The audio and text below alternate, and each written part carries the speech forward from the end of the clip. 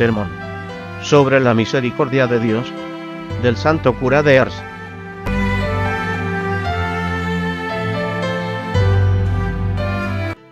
La conducta que Jesucristo tenía durante su vida mortal nos muestra la grandeza de su misericordia para los pecadores. Vemos que todos ellos vienen a hacerle compañía, y él, muy lejos de repelerlos, o por lo menos de alejarse de ellos, al contrario, toma todos los medios posibles para encontrarse entre ellos con el fin de atraerles a su Padre. Va a buscarles por los remordimientos de conciencia, los regresa con su gracia y los gana con sus maneras amorosas. Los trata con tanta bondad que hasta toma su defensa contra los escribas y fariseos, que quieren censurarlos y que parecen no querer sufrirles cerca de Jesucristo. Va todavía más lejos, quiere justificarse de la conducta que tiene hacia ellos por una parábola que les relata, como no se puede mejor, la grandeza de su amor por los pecadores, diciéndoles: un buen pastor que tenía 100 ovejas, habiendo perdido una, deja todas las demás para correr detrás de la que se extravió, y habiéndole encontrado, le pone sobre sus hombros para evitarle la marcha del camino. Luego la regresa a su corral, invita a todos sus amigos a que se regocijen con él, por haber encontrado la oveja que consideraba perdida. Todavía añade esta parábola de una mujer que, teniendo 10 dracmas y habiendo perdido una, enciende su lámpara para buscarla en todos los rincones de su casa, y habiéndola encontrado, invita a todas sus amigas para que se regocijen con ella. Es así, les dice, todo el cielo se regocija del regreso de un pecador que se convierte y que hace penitencia. No vine por los justos, sino por los pecadores. Los que están sanos no necesitan al médico, sino los que están enfermos. Vemos que Jesucristo se aplica a sí mismo estas imágenes vivas de la grandeza de su misericordia hacia los pecadores. Hijos míos, qué felicidad para nosotros de saber que la misericordia de Dios es infinita.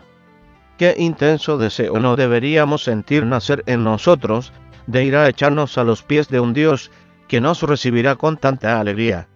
No, hijos míos, si nos condenamos, no tendremos ni una excusa, cuando Jesucristo mismo nos mostrará que su misericordia siempre fue bastante grande para perdonarnos como seamos culpables.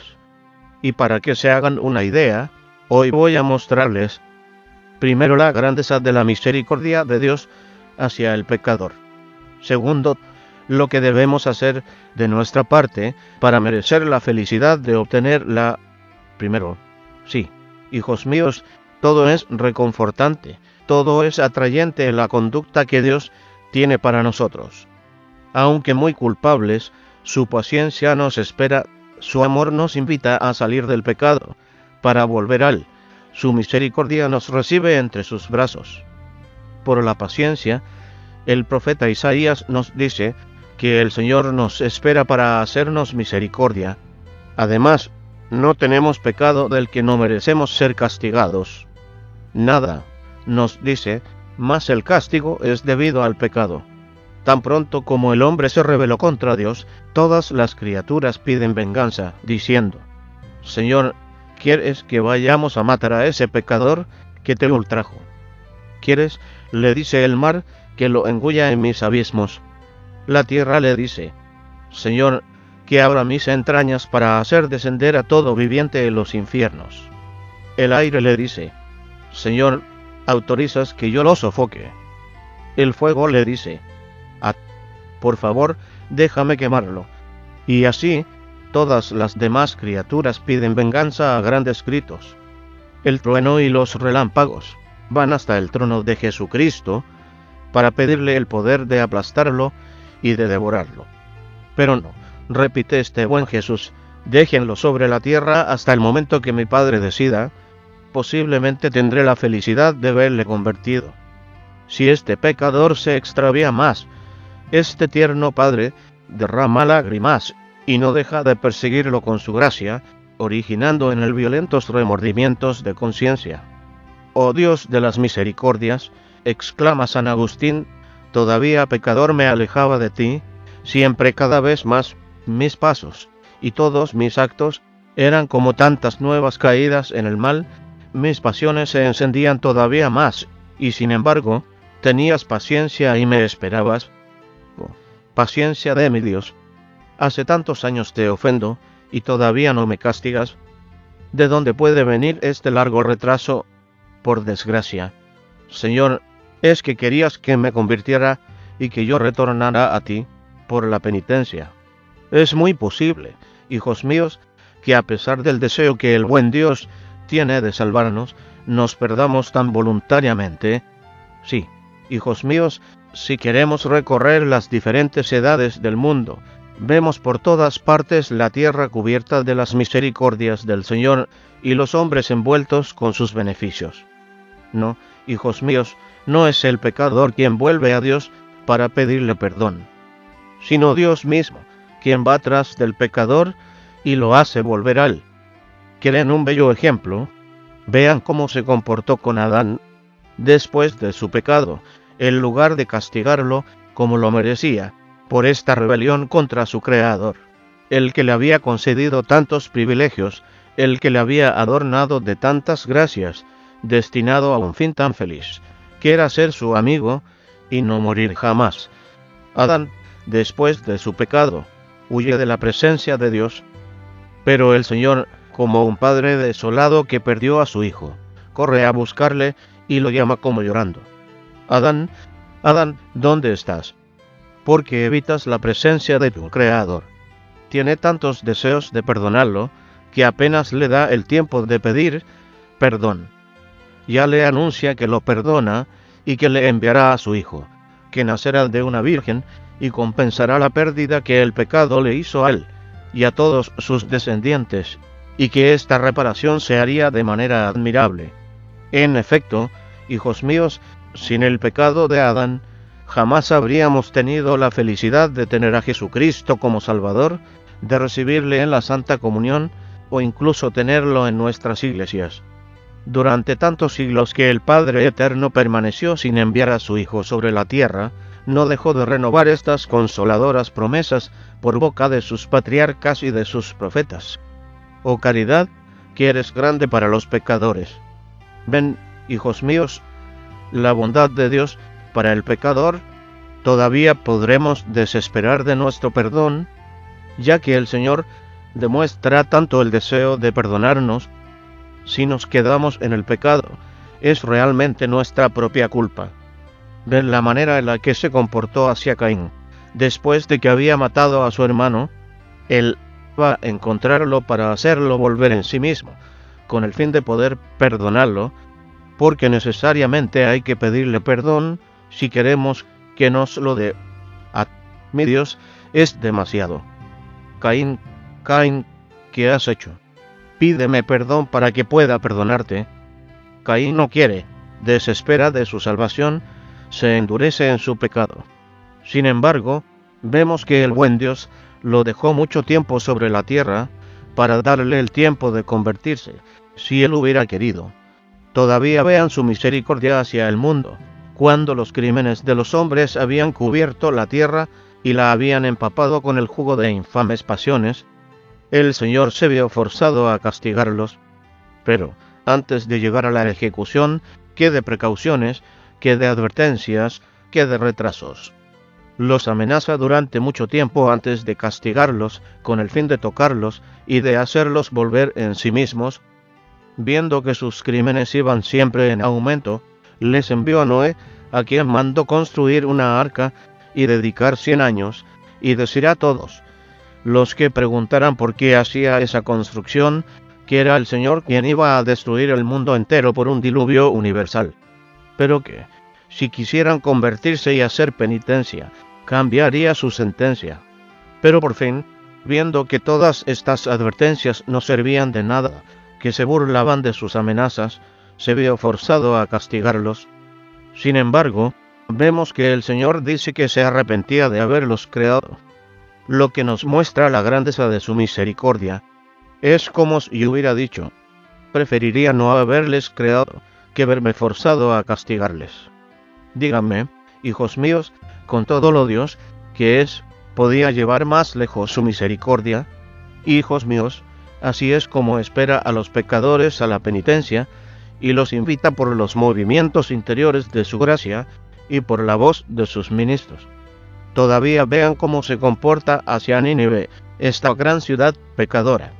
Antes de castigar por eso a los habitantes, manda a su profeta Jonás de ir, de su parte, a anunciarles que dentro de 40 días iba a castigarles. Jonás, en lugar de ir a Nínive, huye por otra parte.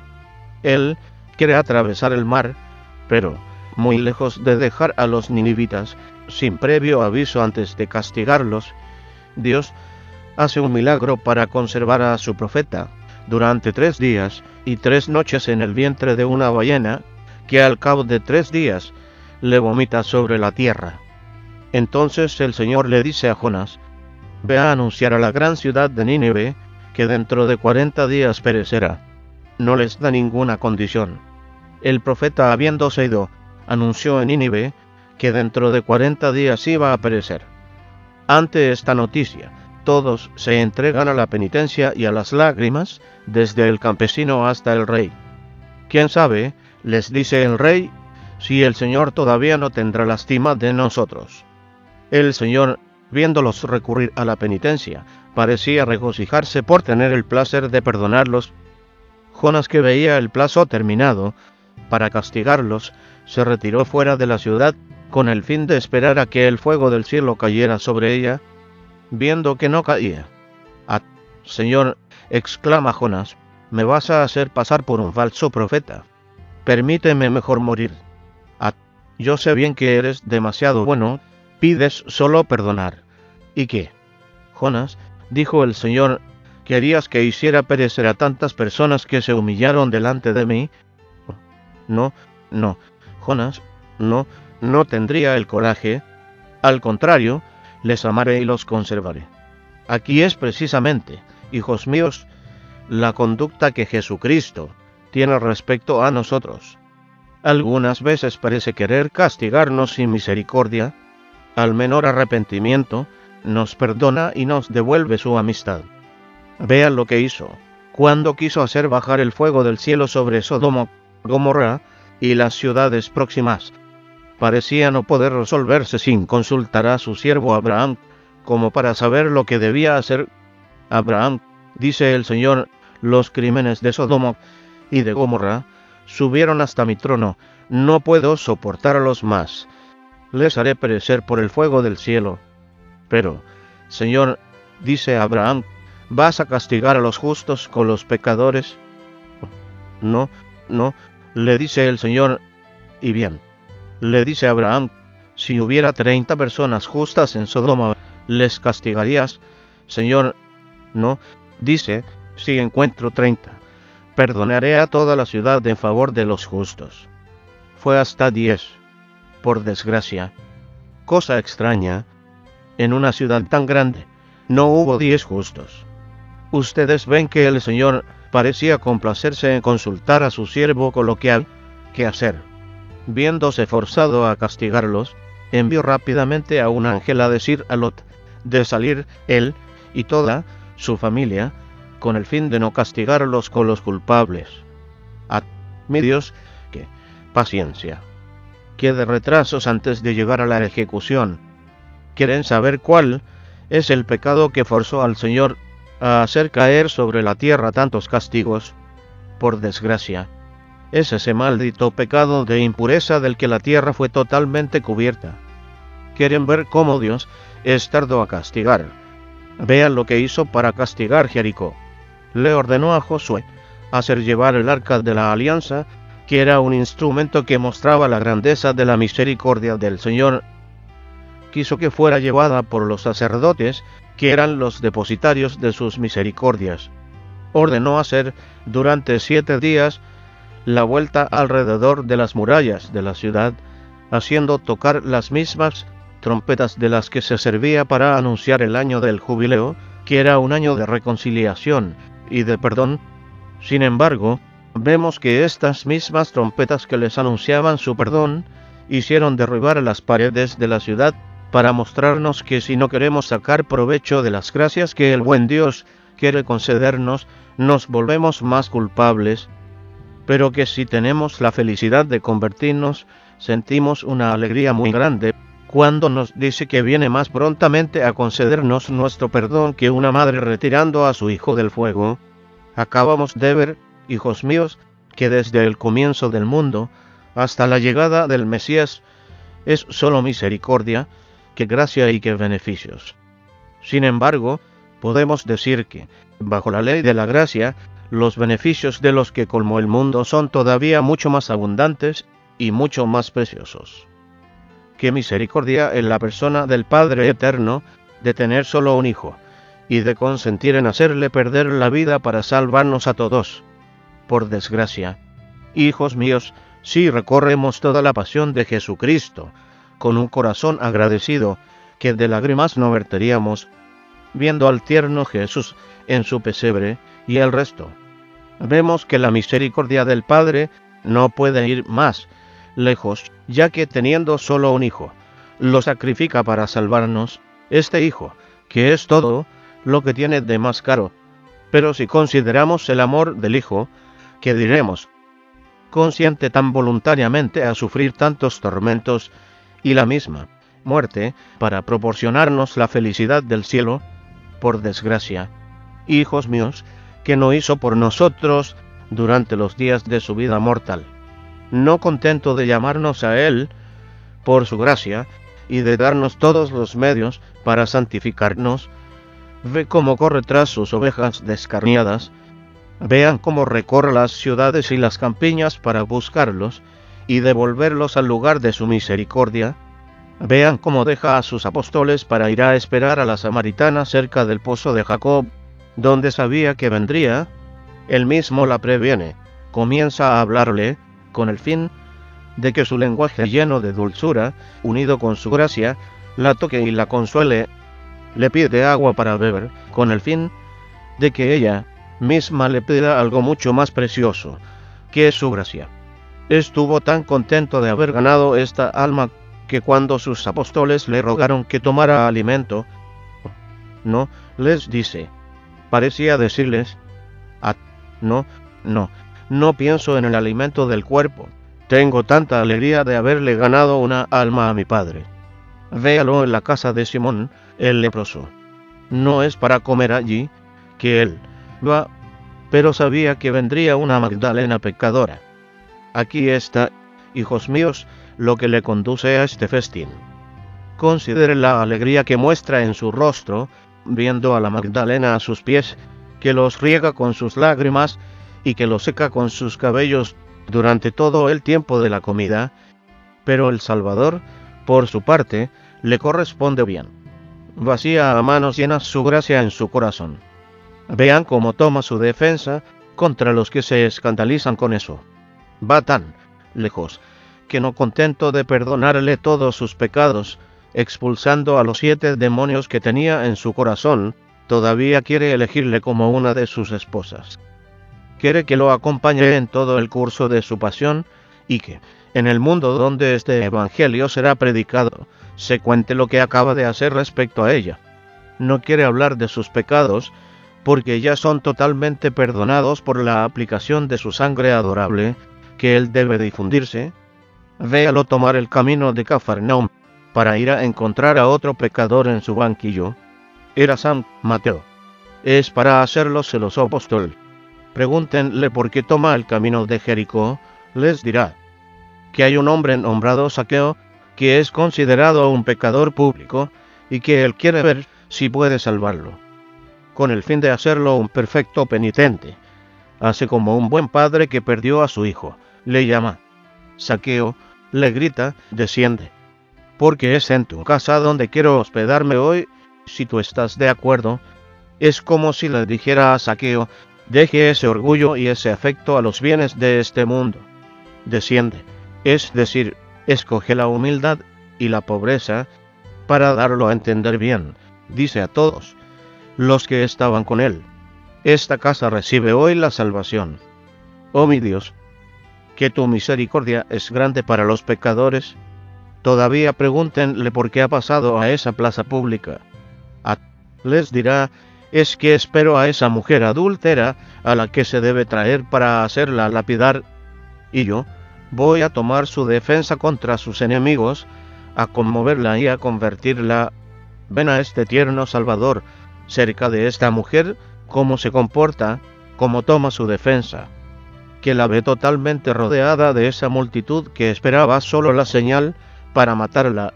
El Salvador parece decirles, un momento, déjeme actuar, luego ustedes actuarán en su turno. Desciende sobre la tierra, escribe no su sentencia de condena, sino de absolución. Habiéndose levantado, los mira. No parece decirles, ahora que esta mujer es perdonada, no es más una pecadora, sino una santa penitente, quien de entre ustedes es igual a ella. Si están sin pecado, láncele la primera piedra. Todos esos conocidos hipócritas, viendo que Jesucristo leía en sus conciencias los más viejos, que sin duda eran los más culpables, se retiraron primero, y así otros. Jesucristo, viéndola sola, le dice con bondad, mujer, ¿quiénes son los que te condenan? Como si le hubiera dicho, después de que te perdone, ¿quién sería el que se habría atrevido a condenarte? Señor, le respondió esta pecadora, nadie. Pues bien, vete, y no peques más. Todavía vean lo que siente viendo a esa mujer, que, desde hace 12 años, tenía una hemorragia. Ella se echa humildemente a sus pies, porque, decía, si puedo tocar solamente el borde de su manto, estoy segura de ser curada. Jesucristo se volvió, y con un aire de bondad, dijo, ¿quién es el que me ha tocado? Ve, hija, le dice, ten confianza, estás curada en el cuerpo y en el alma. Véalo, como tiene compasión del dolor de ese padre que le presenta a su hijo, poseído por el demonio desde su infancia. Véalo llorar acercándose a la ciudad de Jerusalén, que era la figura de los pecadores que no quieren más dejarse tocar el corazón. Vean cómo derrama lágrimas sobre su pérdida eterna. ¿Cuántas veces, ingrata Jerusalén, no quise llevarte de regreso en el seno de mi misericordia, como una gallina reúne sus pequeños bajo sus alas? Pero no quisiste, oh ingrata Jerusalén, que has matado a los profetas y has hecho morir a los siervos de Dios. Sí, por lo menos, todavía quisieras recibir hoy la gracia que vengo a darte. Ven, hijos míos, como el buen Dios llora la pérdida de nuestras almas cuando ve que no queremos convertirnos. Según todo lo que vemos que Jesucristo hizo para salvarnos, ¿cómo podemos desesperar de su misericordia, ya que su placer más grande es perdonarnos? De modo que, por muchos que sean nuestros pecados, si queremos dejarlos y arrepentirnos, estamos seguros de nuestro perdón. Aunque nuestras faltas igualaran las hojas de los bosques, seremos perdonados si nuestro corazón está verdaderamente contrito. Para convencerse de eso, aquí está un bello ejemplo. Leemos en la historia que un joven hombre, llamado Teófilo, que era sacerdote, fue acusado con su obispo y despojado de la dignidad de la que fue provisto. Esta afrenta lo llevó a tal furia, que llamó al demonio a su socorro. Este espíritu maligno se le apareció bajo una forma ordinaria, prometiéndole hacerle recuperar su dignidad si quería renunciar seguidamente a Jesús y a María. Lo hizo, siendo cegado por el furor, y le dio al demonio una renuncia por escrito hecha de su mano, y al día siguiente, el obispo, que había reconocido su falta, lo hizo llamar a la iglesia, le pidió perdón por haber creído demasiado fácilmente lo que se había dicho sobre él, y lo restablece en su dignidad. Sobre esto el sacerdote se encontró en una gran confusión. Permaneció mucho tiempo desgarrado por los remordimientos de su conciencia. Le vino el pensamiento de recurrir a la Virgen Santísima, viendo que él mismo era tan indigno de pedirle perdón al buen Dios. Fue pues delante de una imagen de la Virgen Santísima, rogando obtenerle el perdón ante su divino Hijo. Y para esto ayunó 40 días y rezó continuamente. Al cabo de 40 días, la Virgen Santísima se le apareció, diciéndole que había obtenido su perdón. Fue muy consolado por esta gracia, pero le quedaba todavía sacar una espina muy profunda. Era el escrito que le había dado al demonio. Pensó que el buen Dios no negaría esta gracia a su madre. Continuó 3 días rogándole, y a su despertar encontró su escrito sobre su pecho. Lleno de gratitud, va a la iglesia y delante de todo el mundo publica la gracia que el buen Dios le había concedido por la intervención de su Santa Madre. Hagamos lo mismo. Si nos encontramos demasiado culpables para pedirle perdón al buen Dios, dirijámonos a la Virgen Santísima y estaremos seguros de nuestro perdón. Pero, para empeñarse en tener una gran confianza en la misericordia de Dios, que es infinita, aquí está un ejemplo que nos da el Evangelio y que nos muestra que la misericordia de Dios es infinita. Es el hijo pródigo, el que después de haberle pedido a su padre todos los bienes que podía darle, se fue a un país extranjero. Disipó allí todos sus bienes, viviendo como un libertino y un disoluto. Su mala conducta lo redujo a tal miseria que se encontraba demasiado contento con tener los restos de los cerdos, pero ni eso le permitían hacer. Reflexionando un día sobre la grandeza de su miseria, decía en la casa de su amo que él estaba para cuidar los cerdos. Al menos déjenme comer las sobras de los animales. ¡Qué miseria, hijos míos, es comparable a esa! Sin embargo, nadie se las daba, viéndose en riesgo de morir de hambre, y vivamente tocado por su miseria, abre los ojos y recuerda que tenía un padre muy bueno que le amaba tanto. Toma la resolución de regresar a la casa paterna, donde los criados más simples tenían más pan del que necesitaban. Se decía a sí misma: hice muy mal al haber abandonado a mi padre que me quería tanto, disipé todos mis bienes llevando una mala vida, estoy totalmente desgarrado y muy sucio, ¿cómo podrá mi padre reconocerme como su hijo? Pero me echaré a sus pies, los regaré con mis lágrimas, le pediré admitirme solamente como el último de sus servidores. Aquí es cuando se levanta y se marcha, pensando en el desdichado estado en que su libertinaje lo había reducido. Su padre, que desde hacía mucho tiempo lloraba su pérdida, viéndole venir a lo lejos, olvidándose de su gran edad y la mala vida de ese hijo, se echó a su cuello para abrazarlo. Este pobre hijo, totalmente asombrado del amor de su padre por él: «¡Ah, mi padre!», exclama, «pequé contra ti y contra el cielo. No merezco más ser llamado tu hijo. Ponme solamente entre tus servidores».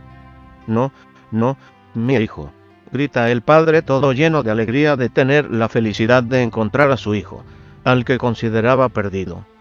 «No, mi hijo, todo está olvidado, pensemos solo en regocijarnos. Que se le ponga un manto elegante para vestirlo, que le pongan un anillo en el dedo y sandalias en los pies.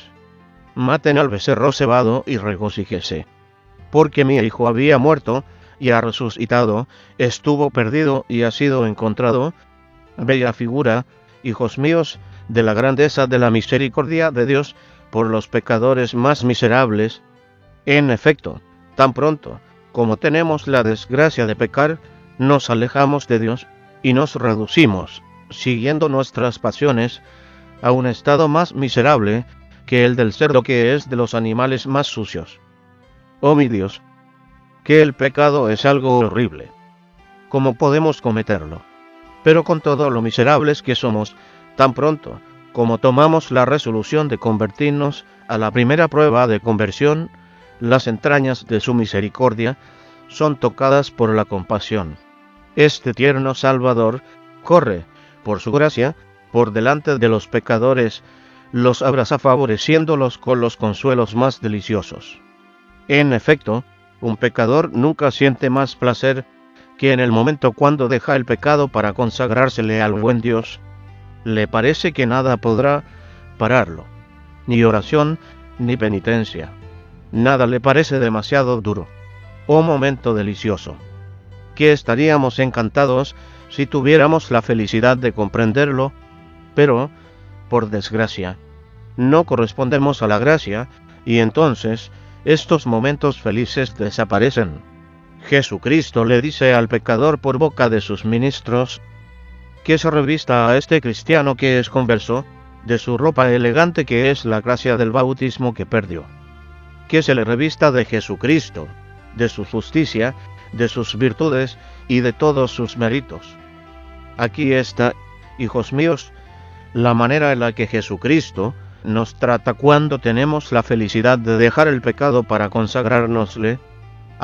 Hijos míos, qué tema de confianza para un pecador, aunque muy culpable, de saber que la misericordia de Dios es infinita. Segundo, no, hijos míos, no es la grandeza de nuestros pecados, ni su número, lo que deben asustarnos, sino únicamente las disposiciones que debemos tener. Tengan, hijos míos, aquí otro ejemplo que va a mostrarles que, como somos culpables, estamos seguros de nuestro perdón si queremos pedírselo al buen Dios. Leemos en la historia que un gran príncipe, en su última enfermedad, fue atacado por una tentación terrible de desconfianza en la bondad y la misericordia de Dios. El sacerdote que le daba asistencia en ese momento, viendo que perdía confianza, hacía todo lo que podía para inspirársela, diciéndole que el buen Dios jamás le negó el perdón al que se lo pidió. No, dice el enfermo, no hay más perdón para mí, hice demasiado mal. El sacerdote, que veía que no había más recursos, se puso en oración. En este momento, el buen Dios le puso en la boca estas palabras que el santo rey, profeta, pronunció antes de morir.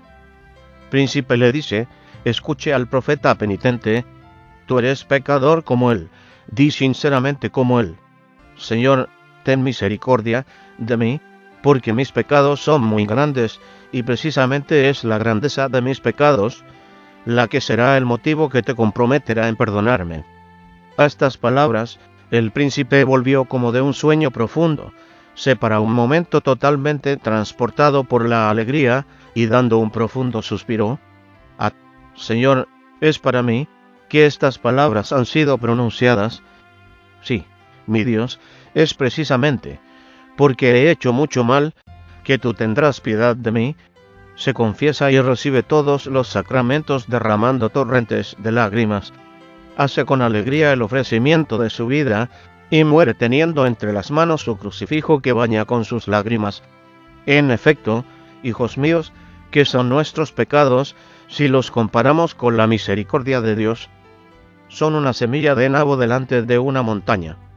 Oh mi Dios, ¿cómo podemos consentir a ser condenados, ya que cuesta tan poco para salvarse y que Jesucristo desea tanto nuestra salvación? Sin embargo, hijos míos, si el buen Dios es tan bueno de esperarnos y de recibirnos, no hay que cansar su paciencia. Si nos llama, si nos invita a venir a Él, hay que ir a su encuentro. Si nos recibe, hay que serle fiel.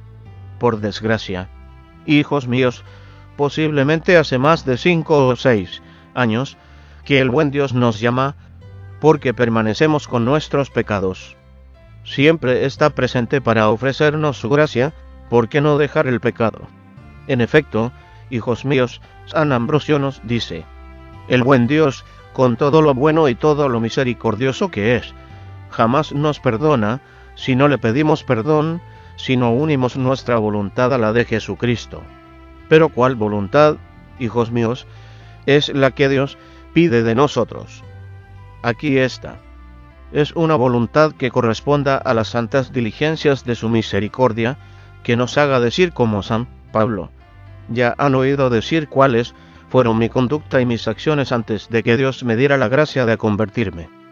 Perseguí a la Iglesia de Jesucristo con tanta crueldad que yo mismo me horrorizo cada vez que pienso en eso. ¿Quién hubiera creído que fue este momento el que Jesucristo había escogido para llamarme a Él? Fue en ese momento que yo estaba totalmente rodeado por una luz y una voz que me dice, Saulo, Saulo, ¿por qué me persigues? Por desgracia, hijos míos, ¿Cuántas veces el buen Dios no nos ha hecho la misma gracia? ¿Cuántas veces en el pecado, o listos a pecar, no hemos oído una voz interior que nos grita: «Ah, mi hijo, ¿por qué quieres hacerme sufrir y perder tu alma?». Aquí está un bello ejemplo. Leemos en la historia que un hijo en su cólera mató a su padre. Concibió un pesar tan grande que le parecía oír continuamente una voz que le gritaba: «Ah, mi hijo, ¿por qué me mataste?». Lo que le fue tan intolerable que él mismo fue a denunciarse a la justicia. No solo, hijos míos, debemos dejar el pecado, porque el buen Dios es tan bueno para perdonarnos, sino todavía debemos llorar de reconocimiento. Tenemos un bello ejemplo en la persona del joven Tobías, conducido y devuelto por el ángel, lo que nos muestra cómo agradamos a Dios cuando le agradecemos. Leemos en el Evangelio que esta mujer, que desde hace 12 años padecía de una hemorragia, habiendo sido curada por Jesucristo, en reconocimiento, con el fin de mostrarle a todo el mundo la bondad de Dios hacia él, hizo colocar cerca de su casa una bella estatua que representaba a una mujer cerca de Jesucristo, que le había curado. Varios autores nos dicen que había allá una hierba desconocida a todo el mundo, y que tan pronto como subía hasta la franja del vestido de la estatua, curaba todo tipo de enfermedades. Vean a San Mateo. Con el fin de agradecer a Jesucristo de la gracia que le había hecho, lo invitó a su casa y le hizo todos los honores que podía hacerle. Vean al leproso samaritano, viéndose curado, regresa sobre sus pasos, se echa a los pies de Jesucristo para agradecerle el favor que le había hecho. San Agustín nos dice que la principal acción de gracias es que su alma esté sinceramente agradecida por la bondad de Dios, dando todo para él, con todos sus afectos. Vean al Salvador cuando hubo curado 10 leprosos, al ver que había solo uno que volvía a agradecerle. Y los otros 9, le dice Jesucristo, no han sido curados también como si le hubiera dicho: «porque los otros no vienen a agradecerme». San Bernardo nos dice que hay que ser muy agradecidos hacia el buen Dios, porque esto lo compromete a concedernos muchas otras gracias. Por desgracia, hijos míos, que de gracias no tenemos que rendir a Dios por habernos creado, de habernos rescatado por su muerte y pasión, de habernos hecho nacer en el seno de su iglesia, mientras que tantos otros viven y mueren fuera de su seno. Sí, hijos míos, ya que la bondad y la misericordia de Dios son infinitas, tratemos pues de aprovechar bien, y por ahí tendremos la felicidad de agradarle y de conservar nuestras almas en su gracia, lo que nos proporcionará la felicidad de ir a gozar de su santa presencia con todos los bienaventurados en el cielo. Es lo que les deseo.